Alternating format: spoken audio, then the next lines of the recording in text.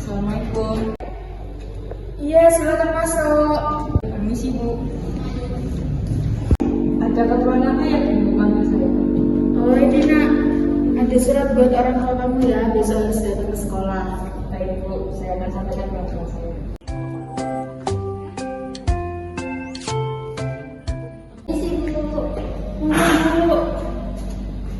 Saya selaku orang tua Bintang, Bu. Kemarin dapat surat, ada apa ya? Oh, jadi gini Bu, saya langsung intinya aja ya. Anak jenengan tidak bisa saya naik kelaskan karena perilakunya kurang baik di sekolah dan lain-lainnya tidak memenuhi KKM. Lalu apa ada solusi lain, Bu, biar dia naik ke kelas? Saya bisa membantu anak ibu naik kelas, tapi harus ada biaya operasional yang ibu bayar. Apakah ibu sanggup? Nggak apa-apa, Bu, sanggup. Kira-kira berapa ya uangnya? Gak mahal kok Bu, cuma 10 juta aja.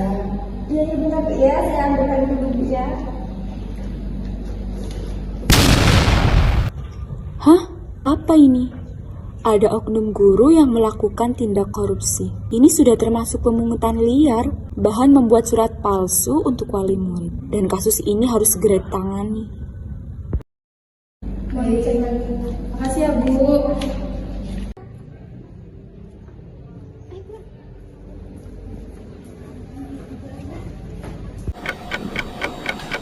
Asik, gak sabar punya perhiasan baru. Seneng banget deh aku hari ini. Apa ini? Hah? Surat dari kepala sekolah. Waduh.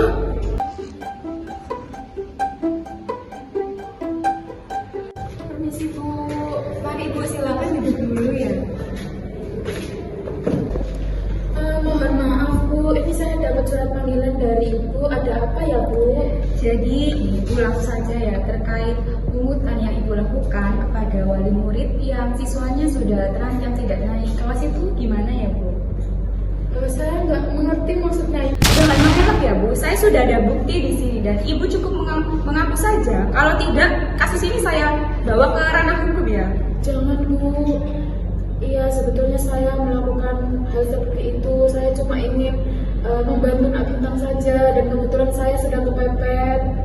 Tetap saja Bu, yang Ibu lakukan itu sudah termasuk ke dalam bentuk korupsi dan saya tidak bisa mentolerir perbuatan yang Ibu lakukan. Lalu bagaimana Bu? Karena perbuatan Ibu sudah melanggar SOP dalam sekolah, maka saya terpaksa memutuskan bahwa Ibu terkena PHK dan tidak bisa mengajar di sini lagi Bu.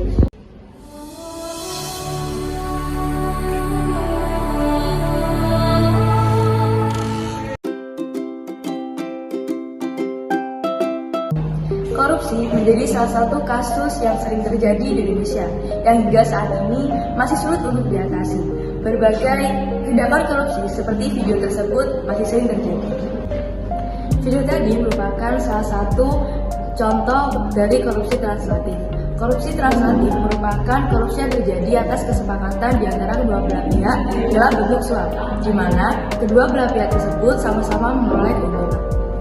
Korupsi translatif ditandai dengan adanya timbal balik antara pihak pemberi dan penerima, di mana kedua pihak tersebut sama-sama bergerak aktif dalam mencapai keuntungan. Pada video tersebut dapat kita ketahui bahwa telah terjadi korupsi translatif di mana kedua belah pihak tersebut sama-sama memperoleh keuntungan, di mana wali kelas sebagai penerima dan wali murid sebagai pemberi. Wali kelas menerima uang operasional sebagai syarat agar murid tersebut bisa naik ke kelas, dan wali murid sebagai pemberi uang operasional agar anaknya itu bisa naik ke kelas. Adanya korupsi translatif yang dilakukan oleh wali kelas dan wali murid dapat memicu timbulnya konflik yang dapat mempengaruhi kinerja dan keputusan dalam kebijakan sekolah. Pegawai negeri adalah abdi negara yang menerima gaji dari rakyat untuk melaksanakan tugas dalam pelayanan publik, sehingga mereka tidak seharusnya menerima manfaat lain dalam melakukan pekerjaannya. Oleh karena itu, korupsi sudah pasti adalah hal yang tidak baik. Bagaimana korupsi stop sampai di sini? Tanamkanlah budaya malu dalam diri kita, sehingga kita malu untuk melakukan kesalahan serta penyimpangan. Tekankan penanaman dan implementasi nilai-nilai anti gratifikasi sebagai kesadaran diri dari pembentengan pemberantasan perilaku korupsi. Kita sebagai mahasiswa harus memiliki peran sebagai agents of change, moral, force, iron stock, and social control. Reaksi yang kita lakukan jika menemukan bentuk korupsi sekecil apapun ialah dengan melawannya, karena berawal dari korupsi kecil bisa mengakibatkan banyak bencana bagi negeri Indonesia. Kita mahasiswa yang memiliki hati nurani ingin melepas jeratan korupsi untuk negara kita sepenuhnya harus melawan dengan tegas.